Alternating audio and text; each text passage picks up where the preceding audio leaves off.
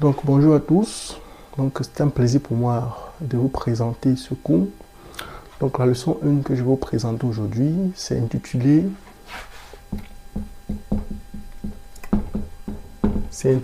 Entité chimique en synthèse.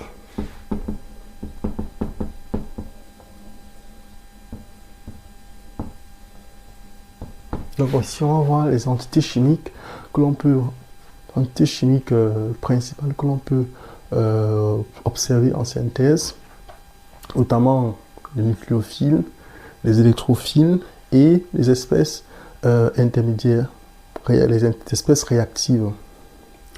Donc, par définition, je vais vous présenter d'abord ici les nucléophiles. Qu'est-ce qu'un nucléophile? Donc, par définition, un nucléophile,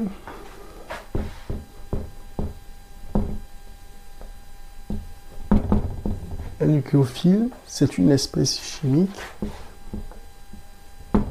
C'est une espèce chimique. Une espèce chimique qui est soit neutre ou chargée négativement,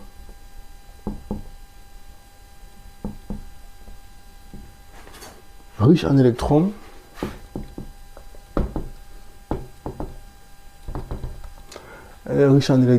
et capable de réagir sur des centres ou noyaux pauvres en électrons.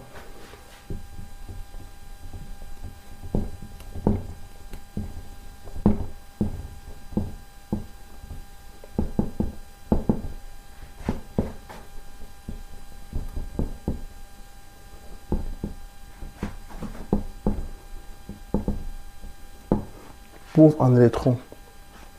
Donc en principe, le nucléophile aura tendance donc de réagir sur l'électrophile pour conduire donc à une liaison entre le nucléophile et l'électrophile. Donc par définition, donc le nucléophile aura tendance à réagir sur un électrophile que je vais nommer ici la E pour conduire, donc à une liaison nucléophile-électrophile.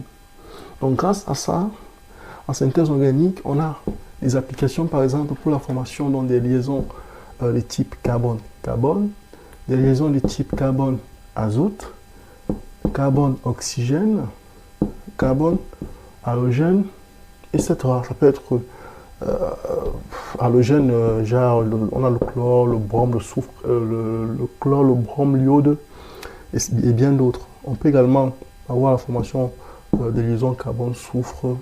Donc, une panoplie de différentes liaisons en fait peuvent se former en partant de ce principe.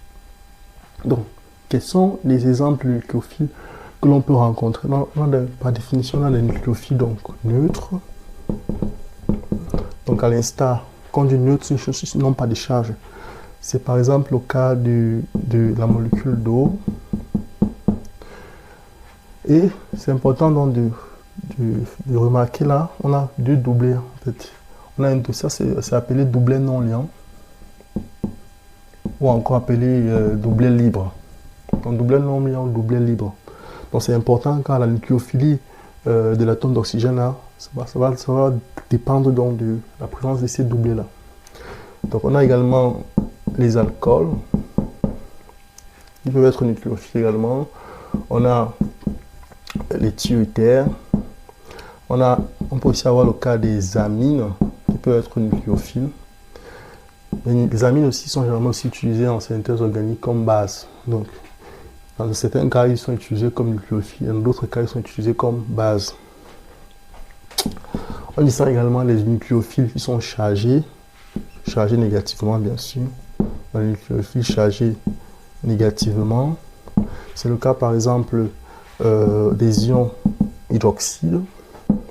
C'est le cas également des ions alcoolates.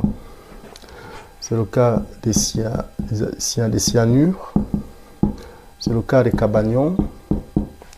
C'est également le cas des hydrures. Ça peut également être le cas des thiolates. Ça peut aussi être le cas des carboxylates. Donc, et bien d'autres, et bien autres. Ça c'est juste quelques exemples, car la liste est non exhaustive. Donc, par contre, ce qu'il faut retenir, c'est que ces espèces nucléophiles chargées négativement, en fait, présentent la particularité que elles sont générées en solution. Genre, elles n'existent pas sur leur nature simple comme cela. Donc, ils sont préformés. Ils nécessitent une préformation comparée aux nucléophiles neutres qui sont comme cela à l'état naturel. Donc là, ces nucléophiles en fait sont généralement formés par des protonations en présence d'une base. Donc, elles nécessitent une base pour leur préformation. Donc, par exemple, un alcoolate est formé partant de la déprotonation d'un alcool en présence d'une base. Donc, c'est un peu le cas pour tous ces exemples nucléophiles chargés négativement. Donc, après avoir dit tout cela, quelles peuvent être les applications de ces nucléophiles? Donc, elles présentent des applications intéressantes, notamment en synthèse organique. Donc, quelques exemples de réactions. Donc, on va prendre le cas d'une réaction de substitution nucléophile 2, d'ordre 2, donc une SN2. Donc, si on prend CH3, CH2, Br, et en présence de CN, Na, et dans le DMSO, donc, solvant de réaction, qu'est-ce qu'on va obtenir? Donc là, c'est une substitution nucléophile d'ordre 2. Et du coup, là, c'est le nucléophile. Et là, c'est l'électrophile. Donc le nucléophile ici, c'est le cyanure qui va réagir.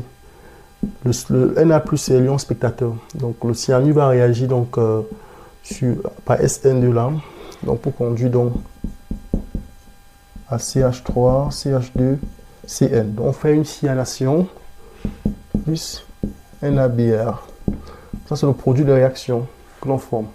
Donc on voit donc que ces nucléophiles en fait présentent un avantage très intéressant en synthèse organique car elle permet la formation de liaisons carbone-carbone tout simplement.